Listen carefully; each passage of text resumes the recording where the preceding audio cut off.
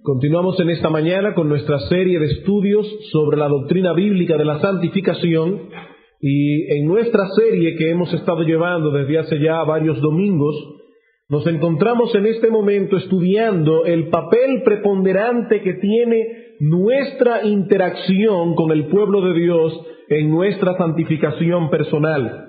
Es nuestra la responsabilidad de usar adecuadamente los medios que Dios nos ha provisto para que podamos crecer en santidad. Es nuestra la responsabilidad de usar esos medios que Dios nos ha provisto para que podamos crecer en santidad personal. Y siguiendo el esquema de un hombre de Dios que ya predicó sobre este tema, hemos dividido los medios de santificación en dos.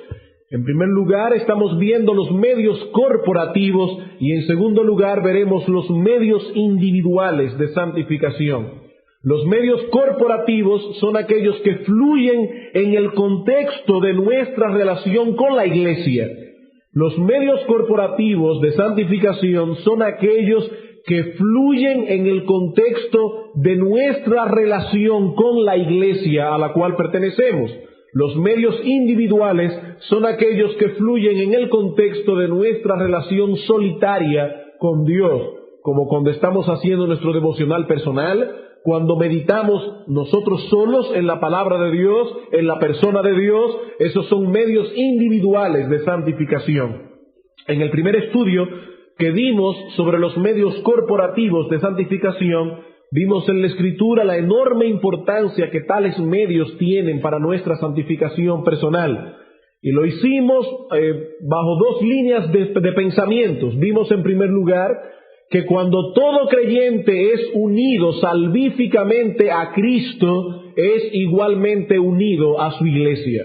Cuando somos unidos salvíficamente a la persona de Cristo en nuestra conversión, también somos unidos vitalmente a su iglesia, que es su cuerpo. Es decir, hermanos, que aunque nosotros seguimos siendo individuos, ya nunca más podemos ser individualistas. Somos individuos. La conversión no quita eso. Tenemos nuestra forma particular de ser. La conversión no quita eso, excepto si es una forma de ser pecaminosa. Pero seguimos siendo individuos, pero ya no podemos más ser individualistas. Una persona que ha sido unida vitalmente al cuerpo de Cristo no puede pretender, bajo ningún concepto, desarrollarse como creyente fuera del contexto de su unión con el cuerpo al cual él ha sido unido. Es como intentar cortarme la mano y que mi mano continúe siendo vital, llena de vida. Eso no puede ser. Tan pronto se le corta la mano a una persona, esa mano ya deja de ser una mano viva, comienza a secarse hasta que llega a pudrirse completamente. Y eso es lo mismo que le pasa a una persona que afirma ser creyente, pero se ha situado fuera del contexto de la iglesia local. ¿Por qué? Porque nosotros no hemos sido unidos únicamente a Cristo, también fuimos unidos a la iglesia, a su iglesia. En segundo lugar, vimos que los dones especiales que Cristo ha otorgado para la santificación de su pueblo son dados dentro de la iglesia y operan en el contexto de la iglesia. Por ejemplo, en 1 Corintios capítulo 12 al 14, que son los capítulos donde el apóstol Pablo habla más abundantemente en el Nuevo Testamento acerca de los dones espirituales, vemos que los dones que Dios ha dado a su iglesia son dados para la edificación del pueblo de Dios y en el contexto de la iglesia funcionando como tal. Por ejemplo, si yo estoy aquí parado predicando en la mañana, es porque en la mente de la iglesia y de los pastores que la gobiernan, ellos entienden que yo tengo el don de poder predicar la palabra de Dios. Si no, no estuviera aquí parado. Eso no es un orgullo, es simplemente una realidad.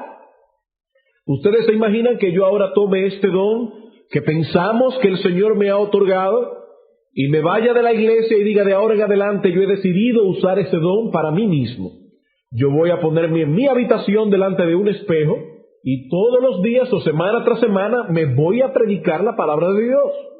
Yo supongo que el día que yo haga ese anuncio, ustedes algunos pensarán que yo me he vuelto loco. Bueno, es exactamente lo mismo que hace un creyente cuando dice que tiene algún don espiritual, pero que Dios se lo ha otorgado para su propia edificación personal. No, hermano. Los dones espirituales son dados en el contexto de la iglesia y para la edificación de la iglesia. Por lo tanto, si yo me sitúo fuera del contexto de la iglesia, no voy a recibir los beneficios que Dios ha intentado para mí en el contexto de la iglesia funcionando como tal. Es lo mismo que el cuerpo humano. Todos los miembros del cuerpo tienen una función distinta, pero todos se necesitan mutuamente. Por ejemplo, cuando el estómago nuestro requiere de comida, el estómago comienza a mandar señales. ¿Señales de qué? De hambre y de deseo de comer. Bueno, ya nuestro estómago ha hecho su parte, nos está diciendo, por favor, necesito comida. Bueno, ahora nuestros ojos ven la comida, pero los ojos no pueden hacer absolutamente nada con esa comida que ven. Necesitan de los pies para acercarnos a ella, luego necesitan de las manos para tomarla. Pero la mano tampoco puede ingerir los alimentos. Ella necesita de todo el aparato digestivo y así sucesivamente. Es lo mismo que ocurre en la iglesia del Señor. Primera a los Corintios, capítulo 12, versículos 20 al 27. Dice el apóstol Pablo, hablando de la iglesia, comparándola con el cuerpo humano precisamente. Pero ahora son muchos los miembros, pero el cuerpo es uno solo. Ni el ojo puede decir a la mano, no te necesito, ni tampoco la cabeza a los pies, no tengo necesidad de vosotros. Antes bien, los miembros del cuerpo que parecen más débiles son los más necesarios. Y a aquellos del cuerpo que nos parecen menos dignos, a estos vestimos más dignamente, y los que en nosotros son menos decorosos se tratan con más decoro, porque los que en nosotros son más decorosos no tienen necesidad, pero Dios ordenó el cuerpo dando más abundante honor al que le faltaba. ¿Para qué? Para que no haya desavenencia en el cuerpo, sino que los miembros todos se preocupen los unos por los otros, de manera que si un miembro padece, todos los miembros se duelen con él, y si un miembro recibe honra, todos los miembros con él se gozan. Vosotros, pues, la iglesia, sois el cuerpo de Cristo y miembros cada uno en particular. La iglesia es un cuerpo, hermanos, el cuerpo de Cristo. Y si una persona, repito, se sitúa voluntariamente fuera de ese contexto, no recibirá los beneficios que Dios ha diseñado para nuestro crecimiento en santidad y los cuales son recibidos cuando somos parte activa de ese cuerpo de santos. Otro texto que necesito buscar en esta mañana es Efesios 4. Todo como introducción antes de pasar a considerar el tema que nos ocupa hoy. Efesios capítulo 4, versículos 11 al 16. Dice el apóstol Pablo, hablando a una iglesia local, y él mismo, es decir, Cristo, constituyó a unos apóstoles, a otros profetas, a otros evangelistas, a otros pastores y maestros. ¿Con qué propósito? Con el propósito de perfeccionar a los santos para la obra del ministerio, para la edificación del cuerpo de Cristo, hasta que todos juntos, es la idea, lleguemos a la unidad de la fe y del conocimiento del Hijo de Dios, a un varón perfecto, a la medida de la estatura de la plenitud de Cristo, para que ya no seamos niños fluctuantes, llevados por doquiera de todo viento de doctrina, por estratagema de hombres que para engañar emplean con astucia las artimañas del error, sino que siguiendo la verdad en amor, crezcamos en todo en aquel que es la cabeza, esto es Cristo. Y noten bien, hermanos, este último versículo, de quien todo el cuerpo, sin excluir ninguno, por más insignificante que a usted le parezca ese miembro, de quien todo el cuerpo, bien concertado y unido entre sí por todas las coyunturas que se ayudan mutuamente, según la actividad propia de cada miembro, usando cada uno los dones que el Señor le ha concedido, recibe su crecimiento para ir edificándose en amor. Hermanos, por más grande que sea un individuo y más anchas que sean sus piernas, esa persona perdería el equilibrio si le faltara el dedo gordo de los pies. El dedo gordo del pie, una cosa que uno ni lo ve porque siempre está metido en un zapato. Pero ese miembro tan pequeño mantiene la estabilidad del cuerpo. Usted tiene en sus oídos una piececita que se llama el laberinto medio.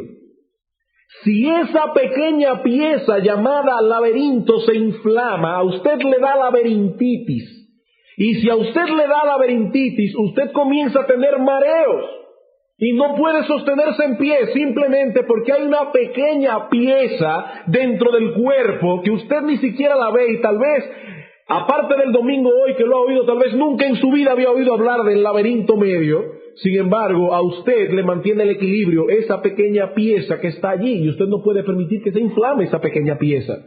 Hermanos, el cuerpo de Cristo es exactamente igual. Nunca piense que hay un miembro tan insignificante dentro del cuerpo que usted no lo necesita. Nosotros nos necesitamos todos mutuamente. Ustedes me necesitan a mí, yo los necesito a ustedes, todos nos necesitamos mutuamente. Es de esa manera que Dios ha diseñado el cuerpo de Cristo. Y esta ha sido básicamente la línea de pensamiento que seguimos en nuestro primer estudio sobre los medios corporativos de santificación. La semana pasada, sin embargo, nos apartamos del plan original que teníamos pensado para estos estudios, ya que los pastores vemos la necesidad de ampliar un poco más el concepto de membresía de una iglesia local.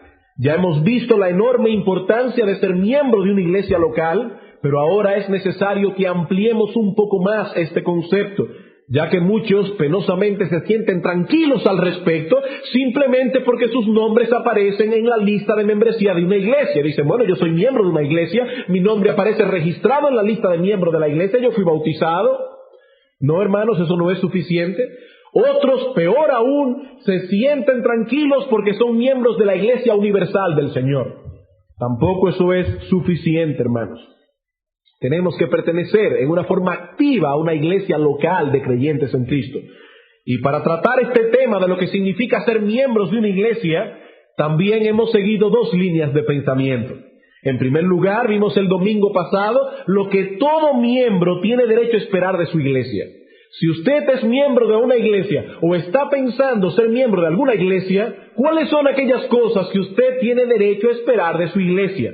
Son varios los elementos, pero podemos resumirlo en 4 pensamientos generales que lo vimos el domingo pasado. En primer lugar, usted debe esperar de su iglesia un esfuerzo serio, evidente y tangible de conformar toda la vida y ministerio de la iglesia a la palabra de Dios. Usted tiene derecho a esperar de su iglesia ver un esfuerzo serio, evidente, tangible, de que se quiere conformar toda la vida y ministerio de la iglesia a la palabra de Dios. Si usted está en una iglesia, y puede ser esta misma, y usted nota que esta iglesia no tiene un compromiso serio con la palabra de Dios, y no tiene el menor interés de conformar la vida y ministerio de la iglesia a la palabra, sino más bien a sus tradiciones, hermano, por amor de tu alma, escapa de aquí. Ese es mi consejo pastoral. Hermano, por amor de tu alma, escapa de aquí. Tú debes esperar eso de tu iglesia. En segundo lugar, debes esperar ser responsable y amorosamente recibido en la vida de la congregación por los miembros que componen dicha grey. Eso lo ampliaremos más esta noche. Tercero, tienes derecho a esperar ser amorosa y responsablemente recibido por los pastores de la iglesia, los cuales han de velar por tu alma. Y cuarto, debes esperar que se te ha de brindar la oportunidad de descubrir y poner en operación los dones que el Señor te ha dado para el beneficio de la iglesia. Y eso también lo ampliaremos un poco más esta noche. Pero el concepto de membresía es una avenida que tiene 2 vías. El concepto de membresía de la iglesia es una avenida que tiene doble vía. Por un lado, hay algunas cosas que tú debes esperar de tu iglesia. Eso ya lo vimos el domingo pasado. Pero ¿cuáles son las cosas que la iglesia tiene derecho a esperar de ti como miembro? Eso lo veremos en el día de hoy. Son 6 cosas. En la mañana de hoy solamente veremos una. Esta tarde, si el Señor lo permite, veremos 5. ¿Qué es lo que la iglesia tiene derecho a esperar de ti como miembro? En primer lugar, que es todo lo que veremos esta mañana, la iglesia tiene derecho a esperar tu asistencia fiel a todos los cultos de la iglesia, a menos que alguna causa justificada lo impida. La iglesia tiene derecho a esperar de ti asistencia fiel a todos los cultos, a menos que una causa justificada lo impida. Es decir, cuando nos unimos voluntariamente, porque recuerden que aquí no estamos coaccionando a nadie para que lo haga, pero cuando nos unimos voluntariamente a un cuerpo local de creyentes, nos estamos comprometiendo con la asistencia fiel a los cultos. Tal cosa no es opcional para un creyente en lo que respecta a su iglesia local. Hebreos capítulo 10, versículos 24 al 25. Repito, hermanos, eso no es opcional. En Hebreos capítulo 10, versículo 24 y 25, un texto sumamente conocido, dice el apóstol, autor de la carta a los Hebreos, a quien conoceremos seguramente cuando lleguemos al cielo, dice: y considerémonos unos a otros para estimularnos al amor y a las buenas obras. ¿Cómo? No dejando de congregarnos como algunos tienen por costumbre, sino exhortándonos, y tanto más cuanto veis que aquel día se acerca. Dice el autor de los Hebreos: no se dejen de congregar. Es una orden de Dios, inspirado el autor por el Espíritu Santo, que ha puesto en su palabra una orden divina. Un miembro de una iglesia no se debe dejar de congregar. El libro de los Hechos, capítulo 2, el registro histórico sagrado de los primeros años de la vida de la iglesia. La iglesia nace en una forma plena en Pentecostés, el día de Pentecostés, cuando el Espíritu Santo fue derramado sobre los creyentes. Y dice en el versículo 41 de Hechos 2, así que los que recibieron su palabra fueron bautizados, y se añadieron a la iglesia aquel día como 3,000 personas. ¿Y qué hacían esas personas? Bueno, ellos hacían 4 cosas, dice aquí: y perseveraban en la doctrina de los apóstoles, en la comunión unos con otros, en el partimiento del pan y en las oraciones. La palabra que aparece en Hechos 2:42, que Reina Valera traduce y perseveraban, es una palabra compuesta, muy difícil de traducir en español. Literalmente significa persistir en adherirse a una cosa, o estar intensamente comprometido con algo. Por ejemplo, esa es la misma palabra que aparece en Marcos capítulo 3, versículo 9, donde se nos dice que Cristo pidió a los discípulos que le tuviesen siempre, esa es la misma palabra allí, que le tuviesen siempre lista la barca a causa del gentío para que no le oprimiesen. La idea es la de algo continuo, algo en lo que se persiste, algo en lo que estamos fervientemente comprometidos. Pregunta: ¿en qué estaban firme y fervientemente comprometidos los hermanos de la iglesia primitiva? En 4 cosas. Primero, en la doctrina de los apóstoles. Segundo, en la comunión unos con otros. Tercero, en el partimiento del pan, es decir, en la Santa Cena. Y cuarto, en el culto de oración. Los hermanos de la iglesia primitiva seguían el mismo esquema de oración de los judíos, que tenían ciertas horas del día que iban al templo a orar. Más adelante la iglesia, cuando se desarraigó aún más del judaísmo, comenzó a tener sus propios patrones de culto. Por eso ustedes ven que en Hechos capítulo 3, cuando Pedro y Juan sanaron al cojo, ¿a dónde iban ellos? Ellos iban a la hora de oración. Ellos no podían faltar a la hora de oración, porque los hermanos de la iglesia primitiva perseveraban, estaban adheridos a esas 4 cosas que aparecen allí. Ahora, ¿qué significa esto de que ellos perseveraban en la doctrina de los apóstoles? Todo esto va a ser explicado más adelante en otro sermón, pero por ahora permítame decir únicamente esto. Recuerden, hermanos, que los apóstoles aún no habían escrito ningún libro del Nuevo Testamento cuando Lucas escribió esto, ¿verdad que no? Ningún libro del Nuevo Testamento estaba escrito. Por lo tanto, aquí se está refiriendo a la instrucción oral de los apóstoles. Cuando aquí se dice que perseveraban en la doctrina, es decir, en la enseñanza apostólica, se está refiriendo a la enseñanza, a la doctrina que los apóstoles impartían en los cultos, porque ellos eran los pastores de la iglesia en Jerusalén. Los hermanos de la iglesia primitiva estaban siempre allí, escuchando la instrucción de los apóstoles dadas oralmente. Y no solo eso, también perseveraban en la comunión unos con otros, perseveraban en el culto de la Cena del Señor y perseveraban en los cultos de oración. Y por ahora, como les digo, solo cito el texto. Más adelante vamos a predicar de ese texto más específicamente. Pero solo cito el texto para probar el punto de que toda iglesia tiene derecho a esperar de sus miembros asistencia fiel a los cultos, a menos que una causa justificada se lo impida. Pero como nuestro corazón es engañoso y el diablo es padre de toda mentira, nuestro corazón y el diablo son socios. Entonces, cuando yo digo, al menos que una causa justificada, el diablo y tu corazón se van a asociar para decirte a ti que muchas veces que tú faltas a la iglesia son causas justificadas. Así que permítanme ampliar un poquitico más ese concepto antes de seguir. Hermanos, cuando decimos a menos que una causa justificada lo impide, estamos diciendo simplemente que nuestro Dios es un Dios razonable. Nuestro Dios es un Dios razonable. Si una hermana acaba de dar a luz, ella no puede venir a la iglesia al culto de oración el próximo jueves porque ella está recién parida y Dios entiende eso. Y esa hermana va a faltar al culto de oración o va a faltar a los cultos de los domingos en la mañana y en la tarde y ella no está pecando contra el Señor. Dios entiende esa razón. O vamos a suponer que usted tiene un niño bien malo. No puede venir a la iglesia en la noche tal vez porque se va a poner fría ahora tal vez estos meses de diciembre, su niño está bien malito, usted no lo puede sacar porque es una imprudencia y no tiene con quién dejarlo. Esa es una causa justificada para faltar al culto de oración. Pero hermanos, tenemos que confesar que muchas veces faltamos al culto de oración por causas que no son justificadas. Tú sabes que cuando yo salía para acá llegó una tía mía de visita. ¿Cómo yo le iba a decir a mi tía que yo iba para la iglesia? Hermano, eso no es una causa justificada para faltar al culto de oración. Dígale a su tía que usted tiene una cita con el Señor. ¿Qué ustedes pensarían de mí si el próximo domingo en la mañana yo no aparezco por parte porque una tía mía llegó de Nueva York de visita y yo tenía que atencionarla?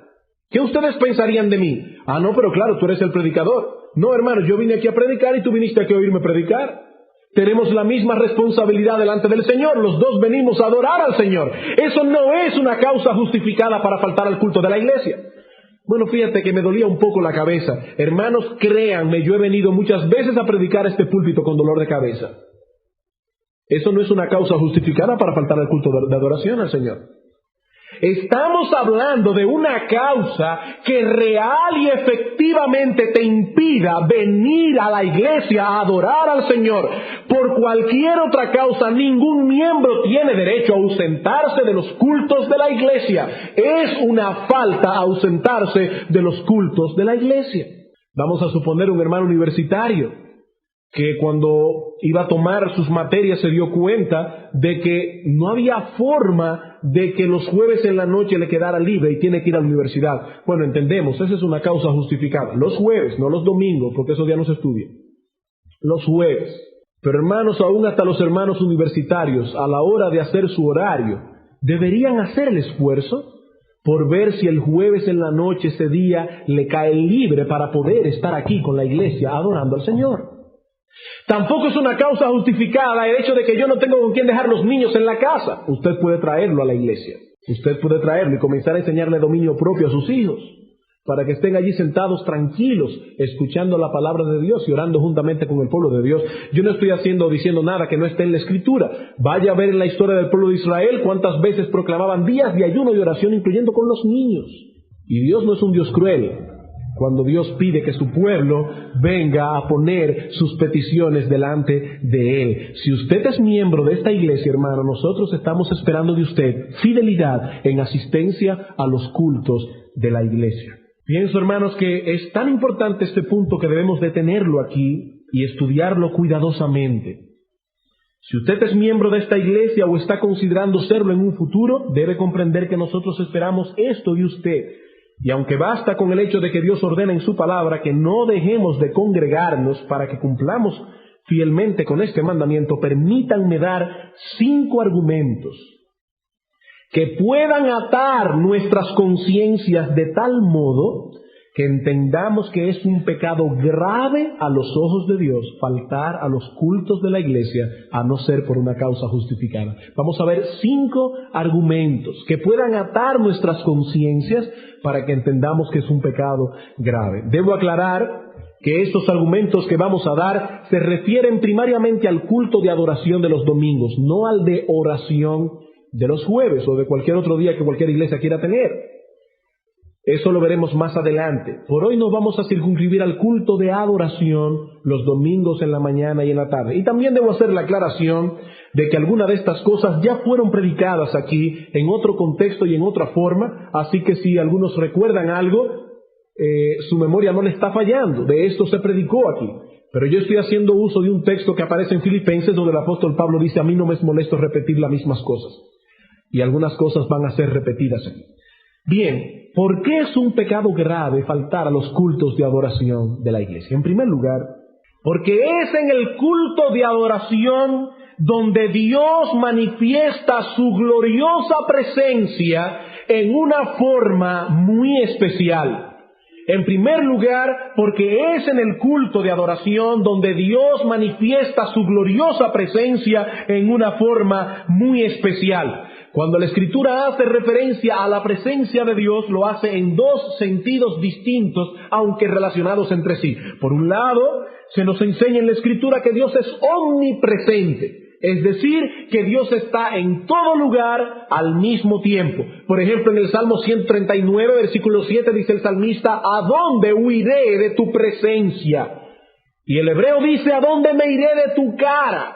Si subiera a los cielos, allí estás tú. Si en el Seol hiciera mi estrado, allí tú estás. El profeta Jeremías dice en Jeremías 23 y 24: ¿soy yo Dios de cerca solamente, dice Jehová, y no Dios desde muy lejos? ¿No lleno yo, dice Jehová, el cielo y la tierra? Dios está en todo lugar. Pero por el otro lado, la Escritura también enseña que Dios manifiesta su presencia en una forma muy particular en ciertos lugares y bajo ciertas circunstancias. Por ejemplo, en Génesis capítulo 3, versículo 8, se nos dice que Jehová Dios se paseaba por el huerto del Edén. Bueno, pero Dios no está en todo lugar. Obviamente también estaba en el huerto del Edén. Pero lo que Dios está diciendo allí es que Él manifestaba su presencia en una forma especial en ese huerto donde estaban Adán y Eva. En Génesis capítulo 5, versículo 22, se nos dice que Enoc caminó con Dios. Bueno, pero si Dios está en todo lugar, todos nosotros caminamos con Dios todos los días. De hecho, Pablo dice en Hechos, valga la redundancia, que en Él existimos, nos movemos y somos. Sí, pero cuando dice que Enoc caminó con Dios, lo que está diciendo es que entre Enoc y Dios había una comunión muy especial y que Dios manifestaba su presencia en la vida de Enoc en una forma especial. En Mateo capítulo 6, versículo 9, el Señor nos enseña a orar: Padre nuestro que estás en los cielos. Oh, pero Él no está también en la tierra. Sí, pero su gloria habita en los cielos en una forma especial y particular. Y en toda la Escritura observamos que esa presencia especial de Dios se manifiesta en una forma más gloriosa cuando el pueblo de Dios se reúne como pueblo de Dios para rendirle tributo y adoración. Esa presencia especial de Dios se manifiesta en una forma más gloriosa cuando el pueblo de Dios se reúne como pueblo de Dios a rendirle tributo y adoración. Por ejemplo, en Éxodo, capítulo 19 y 20. Nosotros vemos en Éxodo capítulo 19 que el pueblo de Israel se congrega para recibir la ley de Dios. Cuando Dios desciende sobre el monte Sinaí, lo hizo en medio de manifestaciones tremendas. Dice que el monte humeaba, la tierra estaba temblando, el monte estaba lleno de fuego y ellos oían un sonido de bocina que se hacía cada vez más estruendoso. ¿Y por qué Dios se le aparece al pueblo de Israel con tantas manifestaciones extraordinarias? En Éxodo 20:20 se nos da la respuesta. Dice: Moisés respondió al pueblo: no temáis, porque para probaros vino Dios, y para que su temor esté delante de vosotros, para que no pequéis. Ellos debían comprender que la presencia de Dios estaba allí, y por tanto debían adorarle con temor reverente.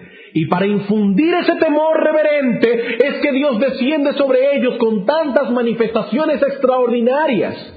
Más adelante vemos en la historia de Israel que Dios volvió a repetir eso. Por ejemplo, Cuando se terminó de construir el tabernáculo, se nos dice que una nube lo cubrió, tanto que ni el mismo Moisés podía entrar al tabernáculo porque la nube estaba sobre él y la gloria de Jehová lo llenaba. Éxodo 40:35. Lo mismo ocurrió cuando Salomón inauguró el templo. Dice que una nube cubrió la entrada del templo, Primera de Reyes 8, y que nadie podía entrar allí. La presencia de Dios se había manifestado. Sin embargo, no siempre la presencia divina habría de manifestarse de ese modo, pero no por eso habría de ser menos real. Éxodo 20:24. Repito, no siempre la presencia de Dios habría de manifestarse de esa manera, pero no por eso sería menos real.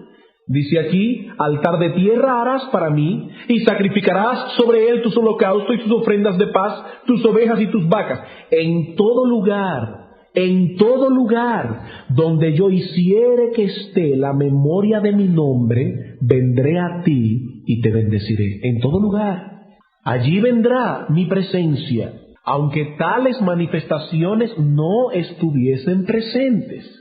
Por eso dice el salmista en el Salmo 26:8: Jehová, la habitación de tu casa he amado, y el lugar de la memoria, de la morada de tu gloria.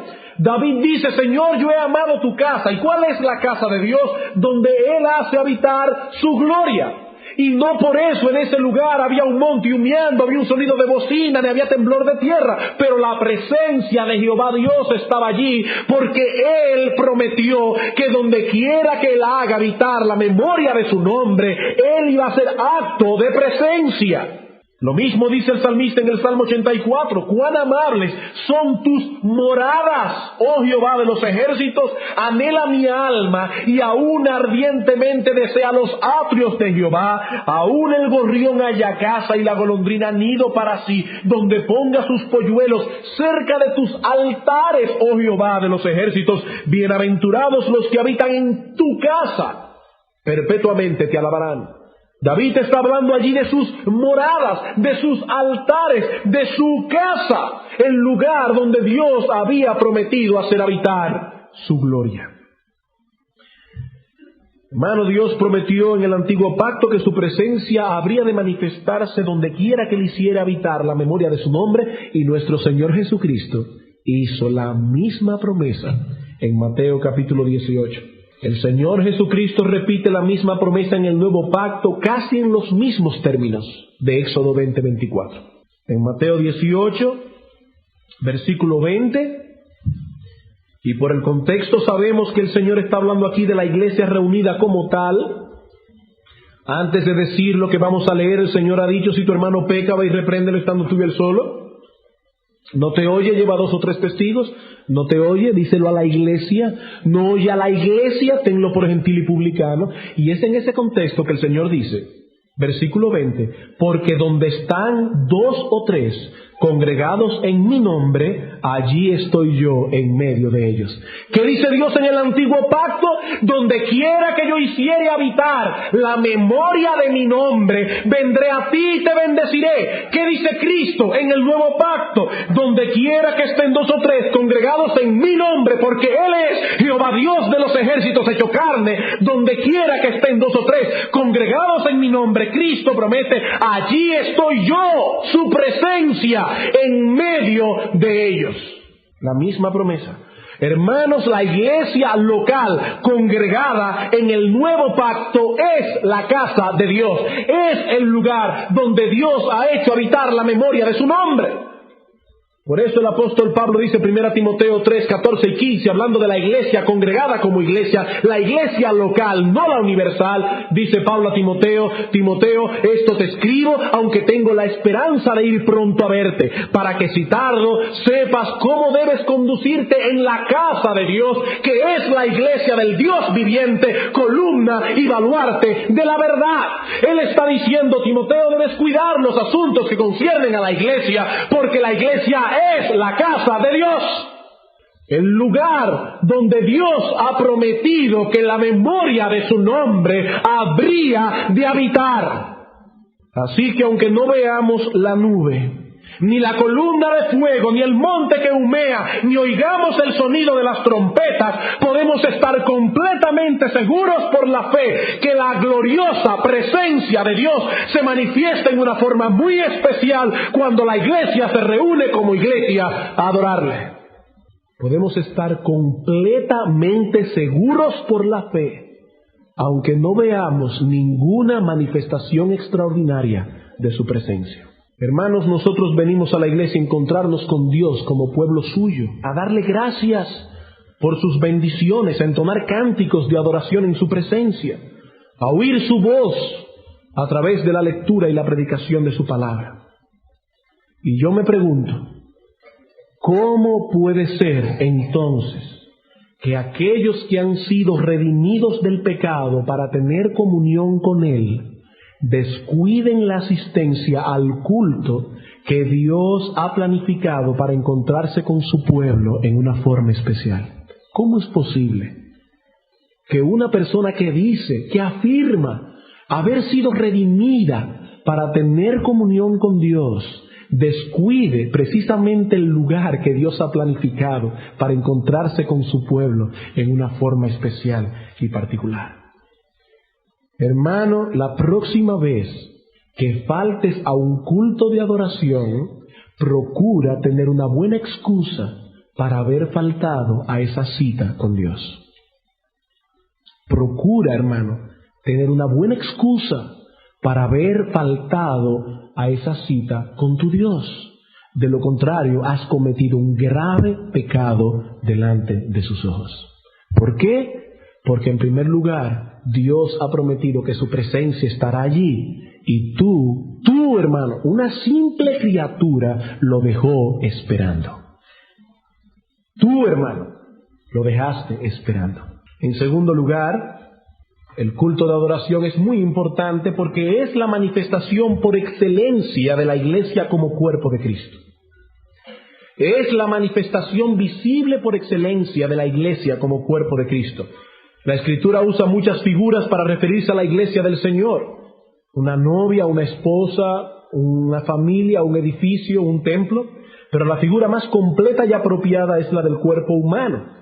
Un cuerpo donde Cristo es la cabeza y donde todos los miembros están unidos a Cristo y unidos entre sí.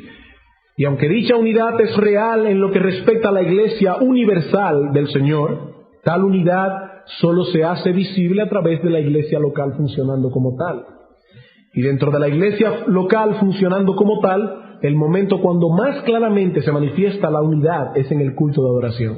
Es en este momento cuando se manifiesta más claramente esa unidad de la iglesia en el culto de adoración. Es en ese momento cuando los creyentes se reúnen como cuerpo, alabando todos al Señor a una sola voz.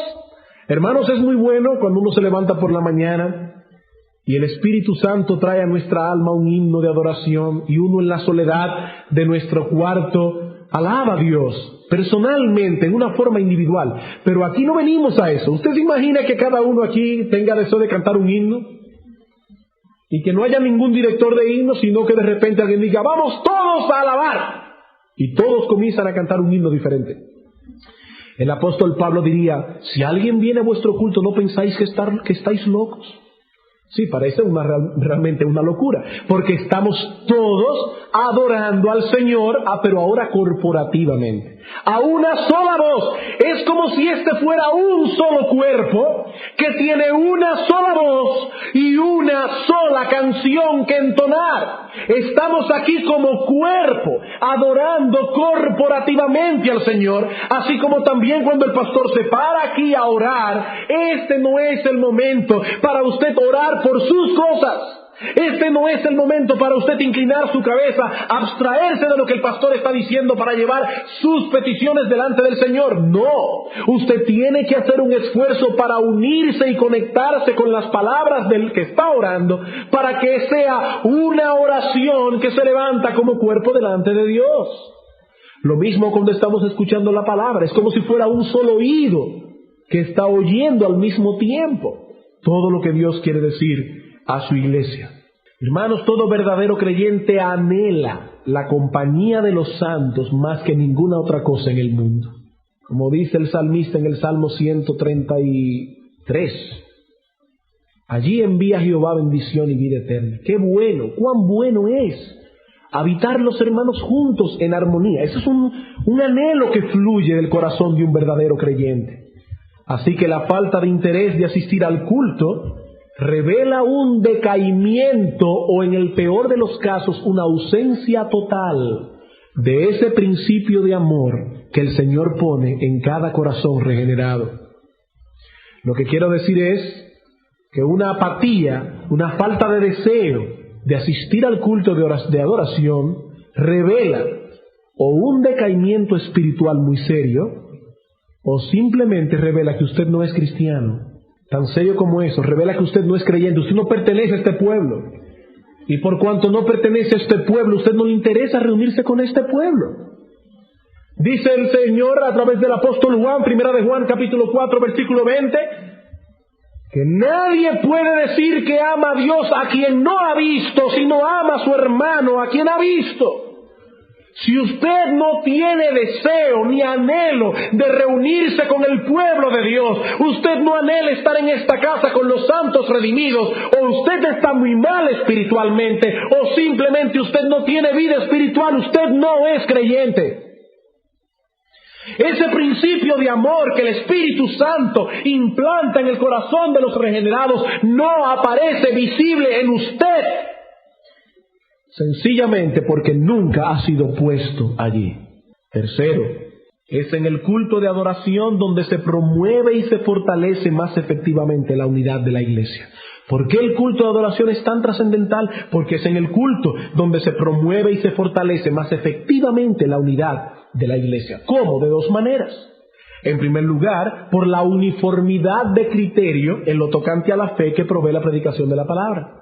Imagínense, por ejemplo, hermanos, que un creyente ahora no estuviera aquí. Él no estaría oyendo estas cosas. Y mientras ustedes, si el Señor lo permite, le van a dar más importancia al culto de adoración, ellos no van a estar aquí, no se la van a dar. Y no van a estar en una misma mente, ni en un mismo corazón, con el resto de la iglesia. Hermanos, la unidad de la iglesia comienza por creer todos una misma cosa, en lo que respecta a la fe. En lo que respecta a la fe, eso no quiere decir que ahora todos aquí van a comer lo mismo, van a vestirse de la misma forma. Estamos hablando en lo que respecta a la fe. Y dice el apóstol Pablo que la unidad del cuerpo de Cristo comienza cuando hay unidad de mente y de pensamiento en lo que respecta a nuestra fe. Por ejemplo, en 1 Corintios capítulo 1, versículo 10, una iglesia que estaba profundamente dividida. ¿Qué le dice el apóstol Pablo a esta congregación? Os ruego pues, hermanos, por el nombre de nuestro Señor Jesucristo, que habléis todos una misma cosa, que no haya entre vosotros divisiones, sino que estéis perfectamente unidos en una misma mente y en un mismo parecer. Y es lo que dice Pablo a los Filipenses también en el capítulo 2. Pablo dice, completad mi gozo, Filipenses 2:2, sintiendo lo mismo, teniendo el mismo amor, unánimes, sintiendo una misma cosa. Cuando todos venimos a la iglesia, al culto de adoración, la predicación de la palabra provee esto, provee esta unidad de pensamiento y de parecer. Pero por el otro lado, en segundo lugar, el culto también nos provee una excelente oportunidad para cumplir todos aquellos mandatos de la Escritura en cuanto a nuestra responsabilidad para con los hermanos de la iglesia. Hay muchos mandatos unos a otros en la Escritura. Amonestaos unos a otros, animaos unos a otros, alentaos unos a otros, servíos unos a otros. Y el culto de adoración provee una excelente oportunidad para ello, porque aquí estamos todos. Aquí estamos todos. Dice el autor de los Hebreos, no dejando de congregarnos. ¿Para qué? Para que nos exhortemos unos a otros al amor y a las buenas obras. Así que cuando se acaba el culto y usted sale huyendo por esa puerta para llegar a su casa para comer, usted está violando ese mandamiento. Usted está violando ese mandamiento. Porque el culto es para amonestarnos unos a otros, alentarnos unos a otros, saludarnos unos a otros, amarnos unos a otros. Hermanos, el culto es, en el más completo sentido del término, una reunión de familia, donde todos los hermanos vienen a reunirse luego de una semana de separación para adorar todos juntos al Dios y Padre que tienen en común. Eso es el culto de adoración. O si desean verlo de otro modo, el culto es una reunión de viajeros, es una posada. donde todos aquellos que van camino a la ciudad celestial se reúnen para animarse y exhortarse mutuamente a continuar por este arduo y peligroso camino. Eso es el culto de adoración, es una reunión de viajeros, es una posada. Cuando faltamos a los cultos a menudo, ya estamos comenzando a desligarnos de este pueblo, tanto en pensamientos como en afectos. Ya comenzamos a dejar de sentir ese afecto por nuestros hermanos en Cristo. La unidad comienza a quebrantarse. Cuarto, faltan dos más que lo veremos bien brevemente. Cuarto, el culto es importante porque es el lugar donde más ampliamente se cumple la razón por la que fue instituido el día del Señor. Debemos estar en los cultos porque es en el culto de adoración donde se cumple más ampliamente la razón por la que fue instituido este día del Señor. Hermanos, ¿qué hace un creyente fuera del lugar de adoración del pueblo de Dios? Precisamente el día que Dios apartó para que no andemos en nuestros propios asuntos ni en nuestros propios caminos, sino para que lo dediquemos a adorarle. ¿Qué hace un creyente fuera del culto de adoración ese día? ¿Qué cosa tan importante hay?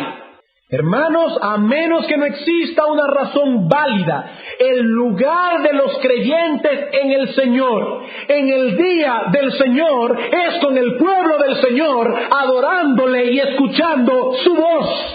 Y por último, el día del Señor de adoración, el culto es importante porque es un medio indispensable para el crecimiento en la gracia. Es un medio indispensable para el crecimiento en la gracia. Ya vimos anteriormente que Dios ha diseñado la iglesia de tal manera que los componentes de ella solo pueden crecer en una forma balanceada en el contexto de la iglesia funcionando como tal. Fuera de ella eso es imposible. Efesios 4:16, en quien todo el cuerpo, bien concertado y unido entre sí, por todas las coyunturas que se ayudan mutuamente, reciben su crecimiento para ir edificándose en amor. Primera de Pedro 4:10, el que hable conforme a la palabra que Dios da, el que ministre conforme a la palabra que Dios da. ¿Para qué? Para que todos seamos edificados, para que todos seamos bendecidos, para que en todos Dios sea glorificado. ¿Saben una cosa? El comenzar a faltar a los cultos de adoración es generalmente, el primer indicio público de apostasía de una persona. El comenzar a faltar a los cultos de adoración es el primer indicio público. Hay muchos que comienzan privados, que nadie los ve, pero es el primer indicio público de que tú estás transitando el camino de apostasía. Y para demostrar eso, yo podría buscar otros textos, pero me voy a limitar a Hebreos 10 otra vez. Hebreos 10, 24 al 26. Claro, por un lado revela que hay un decaimiento espiritual muy fuerte, pero en muchos casos es el primer paso que da un supuesto cristiano, porque los verdaderos cristianos no apostatan, pero es el primer paso que un supuesto cristiano da para terminar en apostasía final. Dice Hebreos capítulo 10, versículo 24, considerémonos unos a otros para estimularnos al amor y a las buenas obras. ¿Por qué? Porque no podemos continuar en este largo camino solos, no podemos, no dejando de congregarnos como algunos tienen por costumbre, sino exhortándonos, y tanto más cuanto veis que aquel día se acerca, porque aquí está la razón de ser de este mandamiento, hermanos. En la Biblia Reina Valera hay un letrerito en negrita que dice advertencia al que peca deliberadamente. Recuerde que ese titulito no estaba allí originalmente. Y le hago la advertencia para que nadie se pare en el versículo 25 y piense que en el 26 se va a hablar de otra cosa. No, el autor de Hebreos está hablando de lo mismo y dice, porque si pecáremos voluntariamente, y el contexto claro de ese texto es apostasía, si pecáremos voluntariamente después de haber recibido el conocimiento de la verdad, ya no queda más sacrificio por los pecados. El contexto del autor de los Hebreos cuando dice no se dejen de congregar es por el peligro de la apostasía. Que nadie piense aquí que no va a parar en el mundo, porque eso no es verdad. La mayoría, la gran mayoría de los apóstatas que hoy están negando el nombre del Señor en alguna ocasión de su vida parecían buenos cristianos, fieles cristianos, ardientes cristianos, y dice la Escritura: el que piense que está firme, cuidado que no se caiga de boca. Nadie puede perseverar solo en la fe. Necesita de la iglesia. Necesita de la iglesia, es una necesidad. Y una persona que se está descuidando de su asistencia a los cultos, a la larga lo que va a manifestar es que toda su vida fue un impío. Toda su vida. Recuerden lo que dice el apóstol Juan: salieron de nosotros sencillamente porque no eran de nosotros, porque si hubiesen sido de nosotros, seguro que habrían permanecido con nosotros, pero salieron para que se manifieste que no todos son de nosotros. ¿Y saben por qué el apóstol Juan dice para que se manifieste que no todos son? Él hubiera podido decir salieron para que se manifestase que no todos eran. No, pero él no dice eso.